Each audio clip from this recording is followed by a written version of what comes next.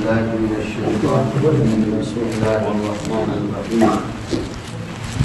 وبالوالدين إحسانا وذي القربى واليتامى والمساكين وقولوا للناس حسنا وأقيموا الصلاة وآتوا الزكاة صدق الله العظيم۔ اللہ تعالیٰ نے بنی اسرائیل سے جو پرومس ایگریمنٹ لیا اور اس کا ہم سب کو بھی رسپانسیبل بنایا، ان میں سے ایک بات تو یہ تھی کہ اللہ کے سوا کسی کی عبادت نہیں کریں گے، والدین کے ساتھ اچھا سلوک کریں گے۔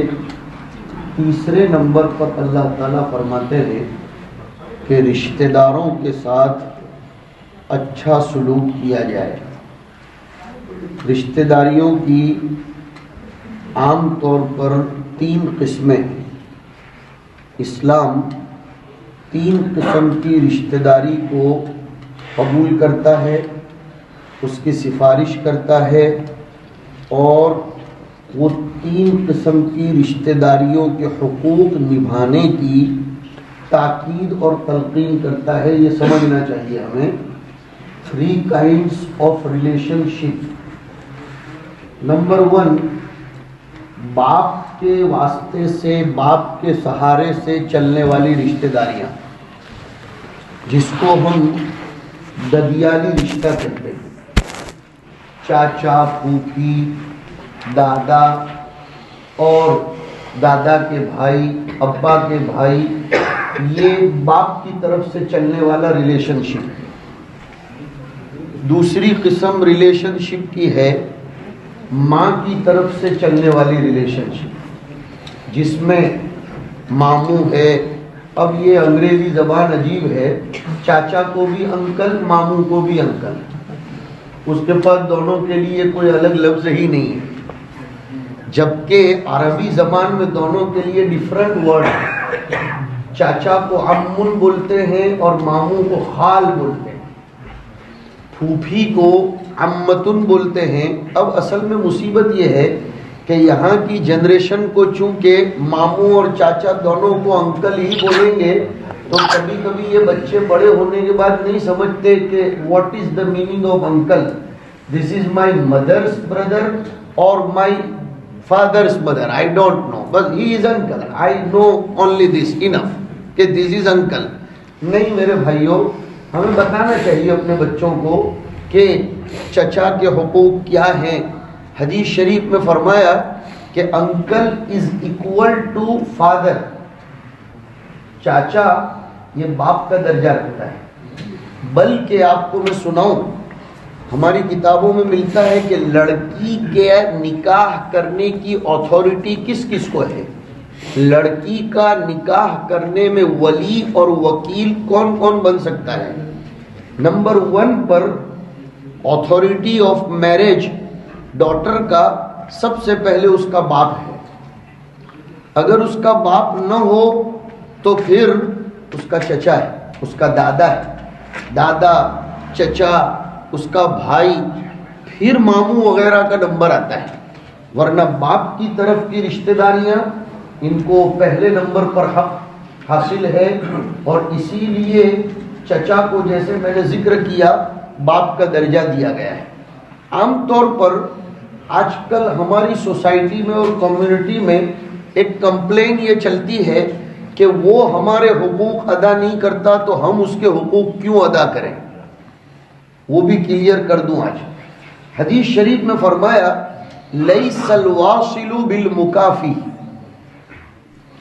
رشتہ داری کا حق ادا کرنے والا وہ نہیں ہے جو بدلے کے طور پر رشتہ داری کا حق ادا کرے کہ سامنے والے نے حق ادا کیا تو میں بھی حق ادا کروں، بلکہ حدیث شریف میں فرمایا رشتہ داری کا حق ادا کرنے والا تو وہ ہے کہ اگر اس کے رشتے کو توڑا بھی جائے پھر بھی وہ اس کو جوڑتا ہو۔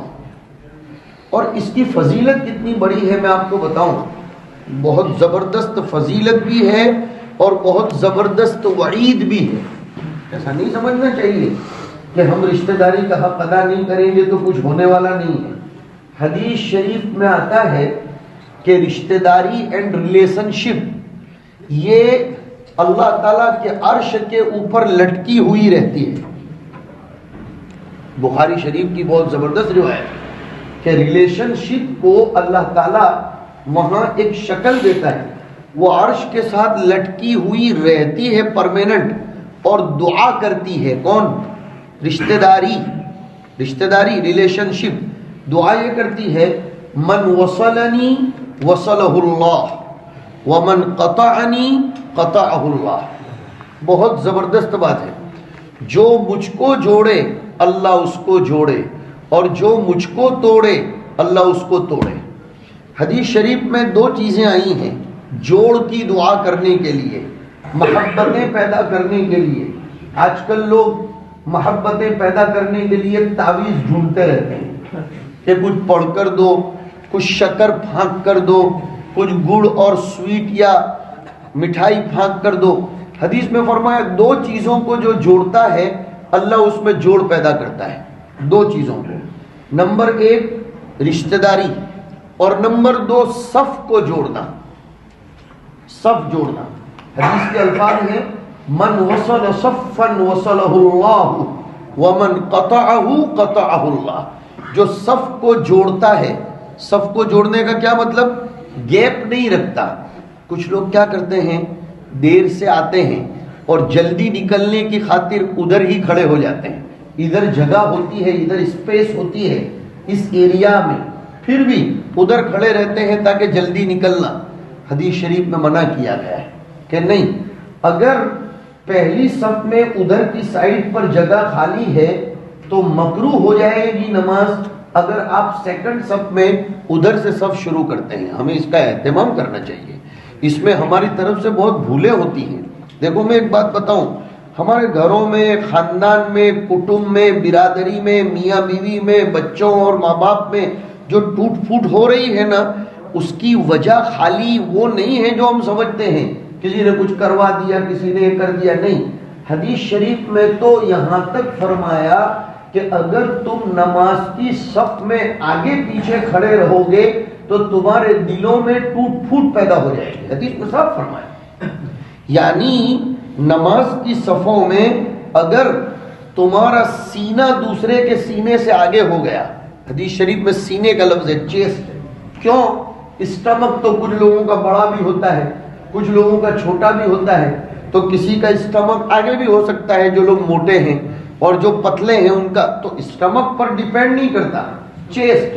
اگر کسی کی چیسٹ، اگر کسی کا سینہ دوسرے کے سینے سے آگے ہو گیا، حضور صلی اللہ علیہ وسلم تو صفوں کو سیدھا کرنے کا اتنا اہتمام، اتنی فکر اور اتنا امپورٹنس دیتے تھے، سنو تو صحیح، کہ حضور کبھی کبھی تکبیر کہنے والا تکبیر کہہ کر فارغ ہو جاتا تھا، تکبیر کہنے والا مکبر تکبیر کہہ کر فارغ ہو جاتا تھا، پھر بھی حضور صلی اللہ علیہ وسلم پتلی لکڑی لے کر پوری صف کے اندر پھرتے تھے، پوری صف میں پھرتے تھے، ایسے یوں لکڑی رکھتے تھے تاکہ کسی کی چھاتی سے آگے نہ ہو جائے۔